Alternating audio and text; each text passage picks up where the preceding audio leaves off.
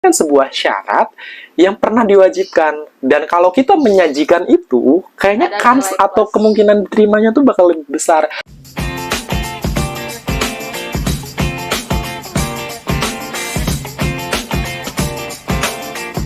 Halo, assalamualaikum warahmatullahi wabarakatuh. Selamat datang teman-teman YouTube channel aku Endali Full. Udah lama banget nggak konten panjang, dan karena sekarang lagi musim pendaftaran beasiswa, jadi aku di sini bareng sama Erika, teman aku ya di S2.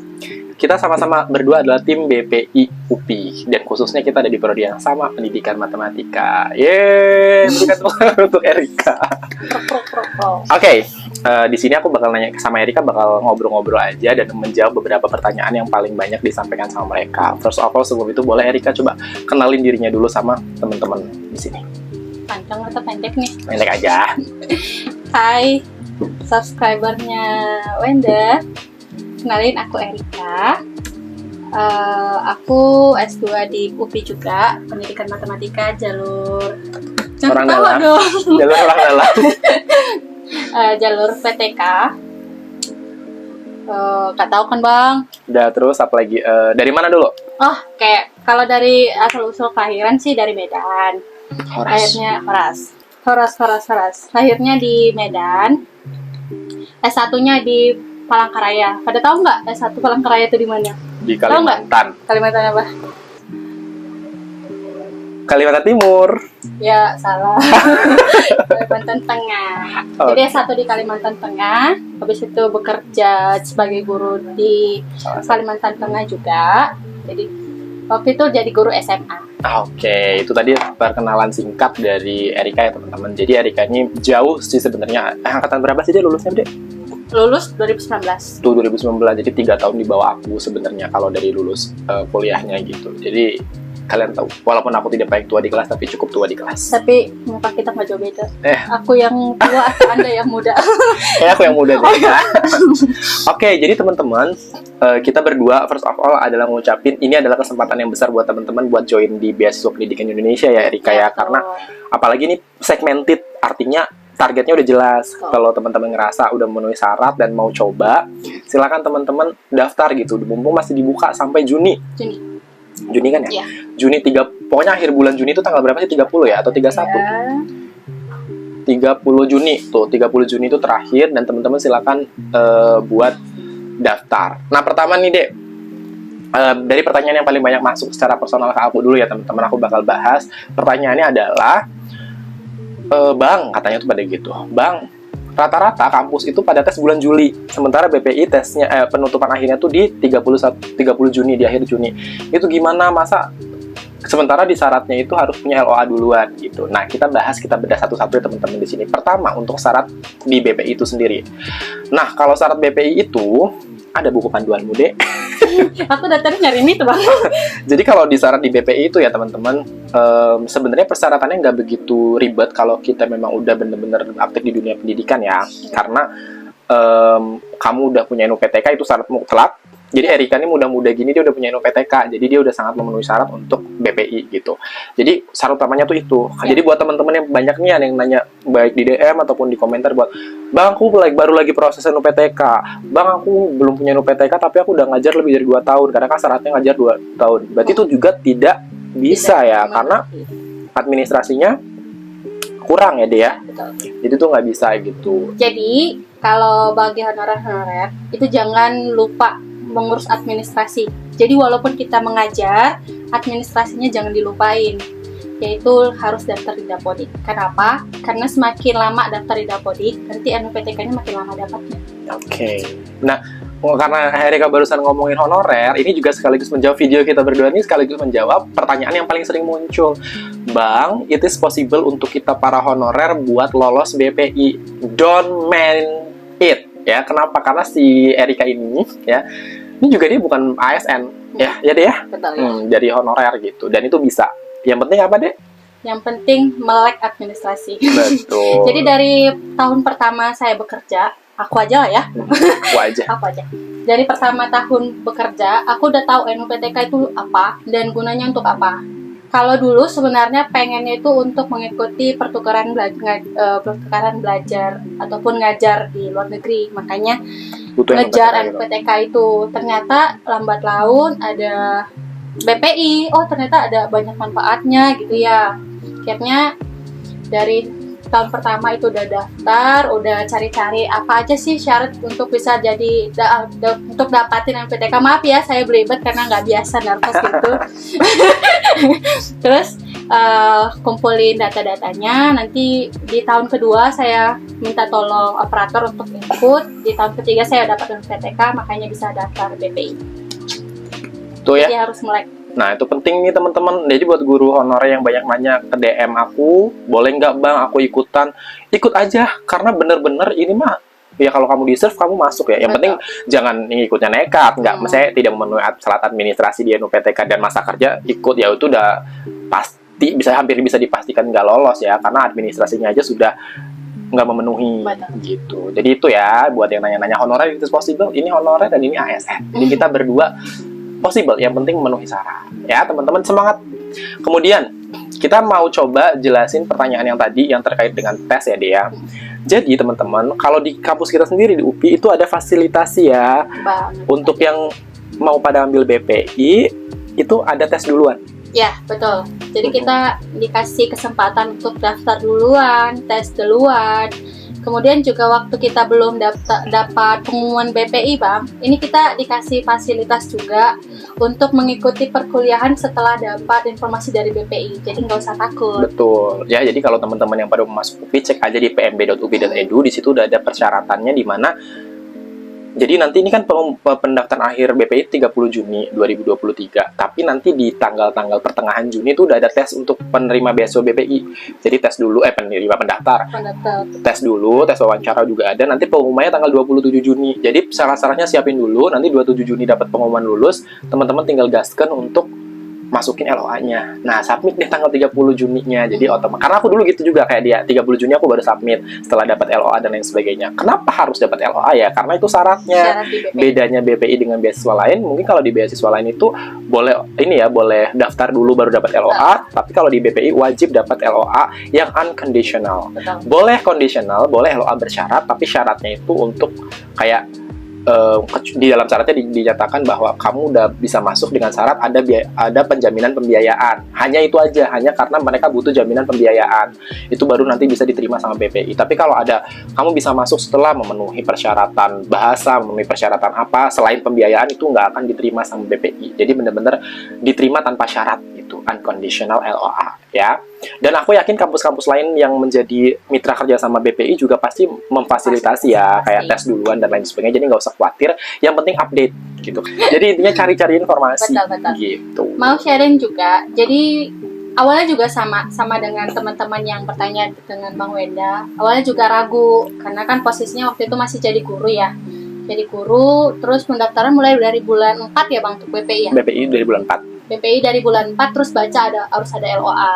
Sementara UPI juga belum ya. Belum, tesnya mau Juli tetap. Iya, Juli tetap. Kemudian ya gitu tadi, nggak mungkin BPI tidak memfasilitasi dan begitu juga nggak mungkin UPI tidak memfasilitasi karena itu juga kan kebijakan Kemendikbud ya. Kalau misalnya nggak sinkron juga kan nggak mungkin dibuat itu beasiswa kalau akhirnya gara-gara administrasi yang kayak gitu nggak terjadi gitu. Jadi poin aku adalah coba dulu aja UPI-nya, tapi sembari mencoba UPI-nya, jangan lupa prepare untuk BPI karena di BPI ini banyak juga ya Bang ya, ada esai, ada rencana studi. Betul, ada rencana studi yang artinya kita udah riset dulu apa sih yang mau diteliti, terus mata kuliah apa yang mau diambil, ya. Terus alasan kenapa sih milih kampus ini gitu. Karena kan untuk satu jurusan itu ada banyak banget pilihan ya. Kayak kita aja waktu itu ada 4 atau 5 gitu kan. Jadi kita untuk memutuskan ke UPI itu harus bikin alasan yang jelas. Karena itu nanti mungkin ditanya juga pada saat wawancara kalau teman-teman lulus administrasi. Jangan lupa esai itu dipertanggungjawabkan di waktu diwawancara. Jadi sebaik apapun esai kamu, tapi waktu diwawancara tidak bisa menjawab dengan baik, ya begitulah. Oke, itu pertanyaan pertama. Pertanyaan kedua kita langsung coba ke komentar aja yang ada di YouTube aku ya. Pertama, Mas bagi kontaknya boleh, mau daftar BPI juga di UPI tahun ini. Nah teman-teman kalau mau bukan konsultasi ya, lebih banget nanya-nanya gitu ya, atau sharing pengalaman, boleh langsung ke Instagram aku @wenda_alifulo. Di situ juga udah ada kontak WA aku kok di atas, kalian tinggal main aja ke IG buat follow dan silakan chat gitu. Nanti insya Allah kalau aku luang pasti aku bales gitu. Jangan lupa di follow, harus di follow. Iya ya, nanti nanya-nanya nggak follow mah blokir nih. Oh, jahat. Oke, kemudian pertanyaan kedua, TPP, TPG, dan gaji sebagai PNS apa masih dapat, Kak? Nah, Ini aku bisa jawab ya. Ya harus yang jawab tuh harus ini. Pertama, kalau TPP, kalau gaji dulu nih. Kalau gaji itu masih tetap dapat. Gaji tanpa tunjangan fungsional ya. Kalau teman-teman guru atau dosen tuh fungsionalnya di stop dulu karena kan kita tidak berfungsi sebagai pengajar.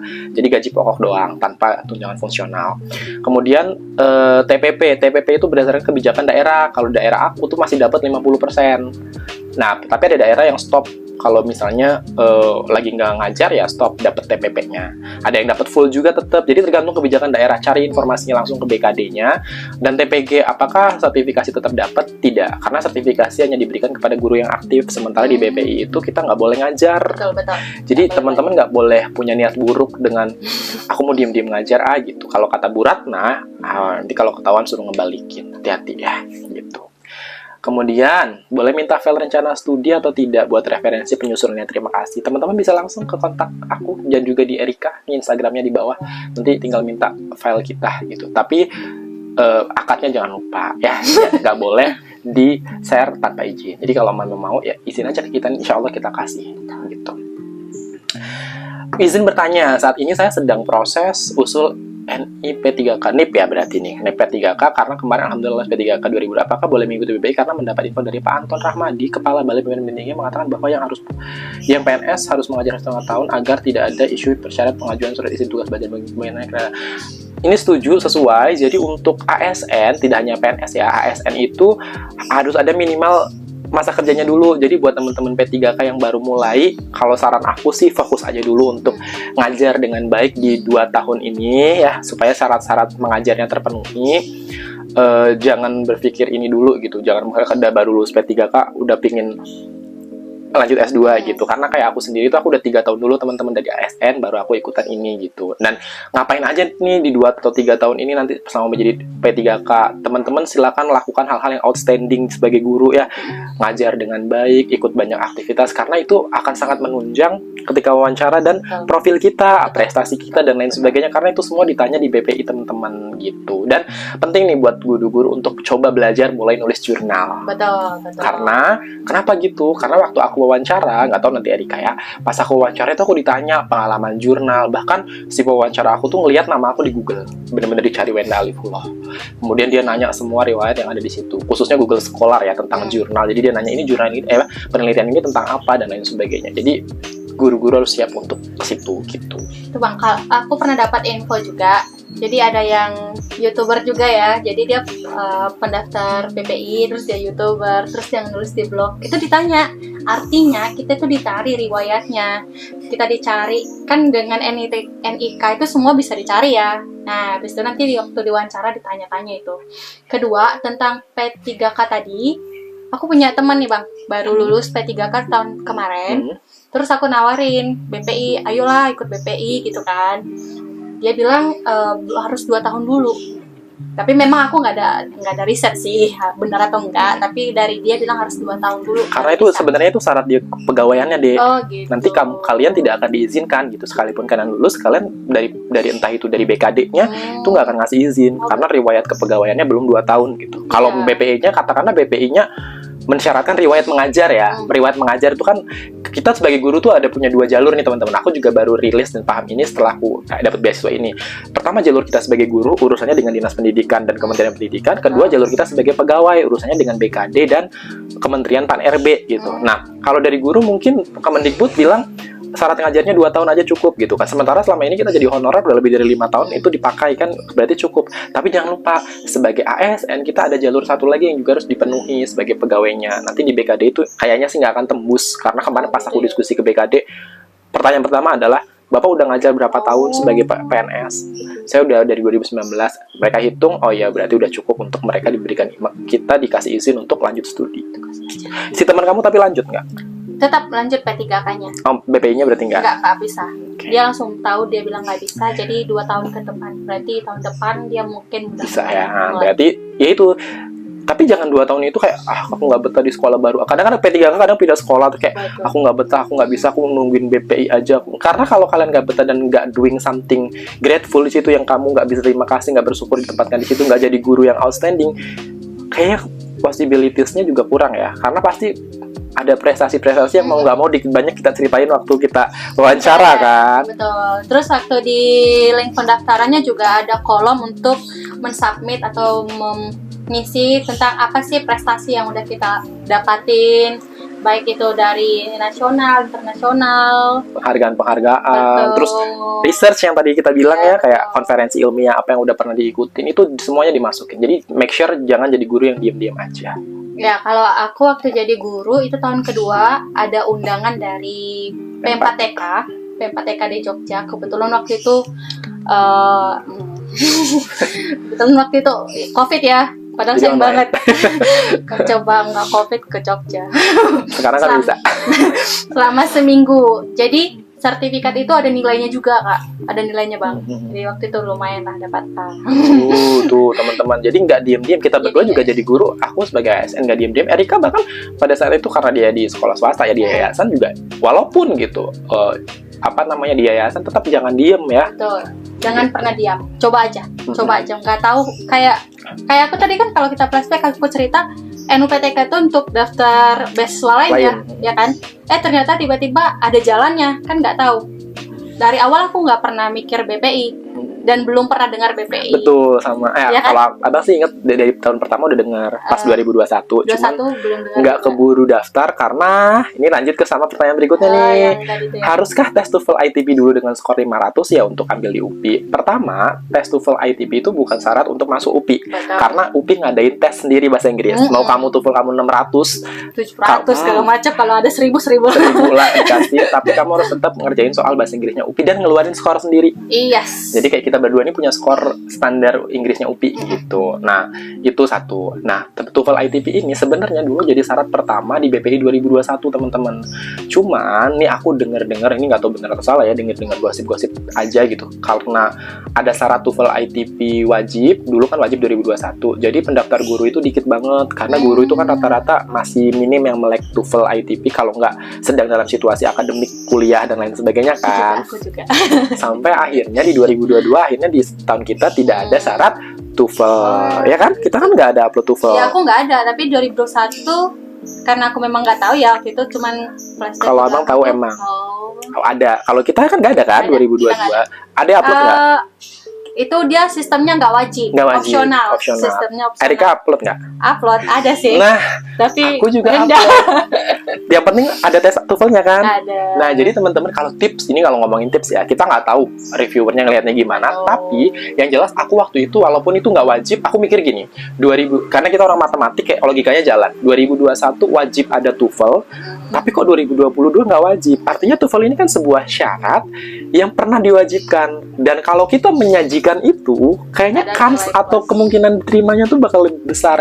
Akhirnya aku dengan teman-teman aku yang memang kita kenal in personal, kita TOEFL yuk gitu. Kita akhirnya TOEFL. Sekarang TOEFL udah ada yang online, teman-teman, nggak usah ribet harus kemana. Yang penting jaringannya bagus, bisa online, hasilnya bisa dikirim dan bisa dipertanggungjawabkan. Karena itu emang resmi sejak COVID itu lembaga TOEFL emang ngadain yang sistem online. Aku ikut tes dan alhamdulillahnya emang hasilnya di atas standar, kan standarnya 500 tuh.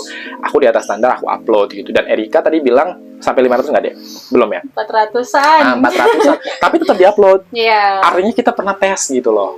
Itu, jadi teman-teman kalau nanya saran dari kita, ya lakuin aja, Iya, ikut tes, betul. 500, harganya 580 ribuan, 580 ribuan. Usaha. Minimal pernah gitu. Jadi pas ditanya, pernah TOEFL nggak? Pernah gitu. Walaupun hasilnya belum oke, tapi pernah gitu. Ya, itu tentang TOEFL.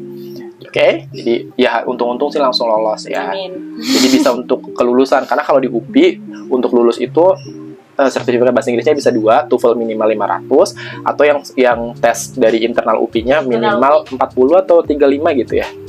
40 kalau untuk S2. S2 40 gitu. Aku dapat 46. Jadi Itu yang dari UPI 46. Terus kalau yang dari TOEFL-nya aku juga udah di atas 500. Jadi untuk syarat lulus sebenarnya aku udah aman gitu. Jadi teman-teman yang nggak bisa bahasa Inggris nggak usah takut, nggak bisa juga. Tapi belajar. Karena untuk lulus wajib bisa. Itu TOEFL bulan 5, aku fokus bulan 3 atau bulan 4. Fokus belajarnya. Fokus belajar TOEFL itu pun online. Oke, ini sekalian ngomongin tips belajar TOEFL. Jadi teman-teman, kalau tips dari aku tuh udah pernah ikut beberapa kali TOEFL dan hasil paling maksimum tuh ketika paling optimum pas aku ikutan BPI. Ternyata pola belajar aku ya, ini mudah-mudahan cocok buat teman-teman, adalah belajar hanya dari satu guru aja. Kalau dulu di sebelum-sebelumnya aku belajar bener-bener dari banyak guru. Kayak dari YouTube itu aku ngambil belajar hari ini sama si channel ini, besoknya channel ini, besoknya channel ini. Tapi ternyata ada beberapa pemahaman yang bentrok gitu di kepala kalau beda guru. Akhirnya di tahun 2022 pas mau ikutan BPI aku fokus ke satu guru, orang UPI juga, mungkin teman-teman yang udah lagi belajar sama kita nggak usah spill ya, tapi ganteng ganteng karena udah laku, udah punya anak ya. Jadi gitu ya, belajar dari satu guru kalau dari aku tipsnya, karena kalau dari banyak guru itu bakal susah. Lanjut, Bang boleh minta WA untuk tanya tentang beasiswa BPI. Balik lagi ya, kalau minta kontak dan yang sebagainya langsung di IG, karena kontak dan yang sebagainya kita ada di IG. Assalamualaikum Pak, punten BPI ini harus di UPI Pusat yang di daerah Cimahi atau boleh di UPI Cibiru Bandung? Oke.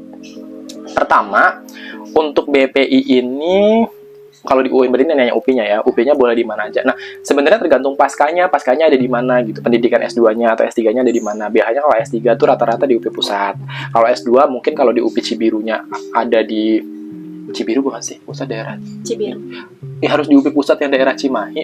UPI Pusatnya yang bukan daerah Cimahi ya, Kang. UPI Pusat di Bandung. Atau boleh di UPI Cibiru Bandung. Di Cibiru, kalau di Cibirunya ada dan lolos di situ, LOA-nya bisa dipakai, nggak apa-apa di situ gitu. Jadi belajarnya mah di mana aja, yang penting kampusnya sudah kerja sama UPI dan ada di daftar list jurusan. Betul. Gitu. Jadi ada link webnya. Jadi jangan lupa sering-sering main ke web BPI. Di situ sudah ada syarat, sudah ada unit apa aja sih yang boleh dimasukin gitu. Ada di situ. Ada juga yang nanya soalnya, Bang aku mau daftar di jurusan ini di kampus ini tapi kok nggak ada di BPI ya, aku harus tetap daftar atau gimana? Ya nggak boleh. Nggak boleh karena memang nggak kerja sama gitu. Dan mereka juga udah nentuin kan kenapa di kampus kayak pendidikan matematika di Indonesia ada banyak, tapi cuma 5 yang kerja sama BPI itu udah punya syarat kenapa mereka boleh kerja sama. Iya, nggak jadi deh. Kok bisa nggak jadi sih? udah disampaikan. Lanjut. Semoga bisa nyusul juga. Amin. Harus. Sahabat medis. Berarti harus ini orang medis. Yeah. Dosen mungkin, dosen medis. Halo Kak, semoga komen aku dibaca. Kebetulan ketemu channel KB itu, terima kasih buat cerita pengalaman panjang banget ini. Semoga urusan izin belajarnya Kakak lancar dan dipermudah. Ini alhamdulillah doanya baru aku baca tapi udah selesai alhamdulillah tadi dengan proses wawancara dengan BKD, alhamdulillah selesai. Video Kakak sangat menginspirasi dan memberikan yang buat aku pribadi. Jujur aku sekarang lagi cari info sebanyak mungkin buat lanjutin S2. Moga-moga tercapai, yuk gabung yuk. Pengen banget lanjut S2 di kampus yang Kakak ceritakan sekarang. UPI ya, yuk ketemu kita nanti. Karena aku dulu pendidikan seni, drama, tari, musik juga. Aku juga posisinya sama dengan Kak Win, itu seorang guru di salah satu SMP dari aku di Gorontalo. Gaskan. Aku pengen banget lanjutin studi buat nambah skill. Oke. Betul, ilmu S1 itu rasanya kurang ya. Pertanyaannya apa ini, Dek? Berikan langkah apa yang harus aku lakukan di awal dan apa yang harus aku persiapkan buat aku mendaftar beasiswa S2 di UPI. Yang tadi sama. Ya, rangkum aja dari penjelasan di video ini ya. Yang paling penting itu lulus dulu di UPI.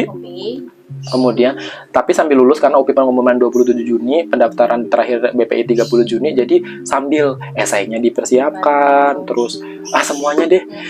Formulirnya mulai diisi, web pendaftarannya mulai diisi kecuali LOA-nya karena kan belum punya gitu. Nanti di 27 Juni pas sudah dapat LOA baru dimasukin gitu. Juga satu, biasanya kalau menjelang hari H penutupan itu internetnya bisa kacau. Iya, servernya ya, betul. Karena semua orang nyerang.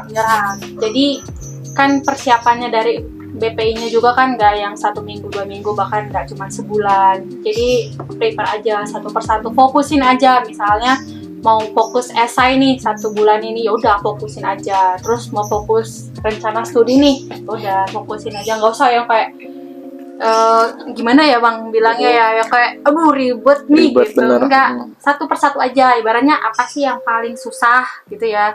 Habis itu riset, masukin, baru upload. Karena kita bisa login itu berkali-kali kok, selama penutupannya belum dilaksanakan atau belum Betul. hari itu kita terus bisa.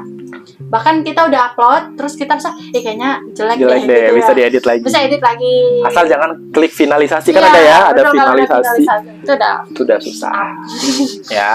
Dan kabar baiknya BPI tahun ini tuh ada untuk guru, tahun kita tuh nggak boleh keluar negeri. Padahal aku tuh sebenarnya pingin, cuman karena nggak ada kesempatan, belum kerjasama, dan tahun ini baru dibuka beasiswa untuk guru ke luar negeri. Jadi kalau teman-teman pada bisa ambil yang luar negeri, ya kenapa enggak gitu. Impian aku titipkan kepada kalian. Gitu sih, itu pertanyaannya udah selesai, dan nggak kerasa juga udah 20 menit lebih kita ngobrol ya. Padahal kayaknya ngobrolnya santai-santai, tapi Iya, 20 menit panjang juga ya. gitu loh. Dan mudah-mudahan pengalaman kita, insight kita, yang mau aku headline di sini, kenapa di video kemarin aku ngedatengin ahli ya di LPDP, dan sekarang itu Erika.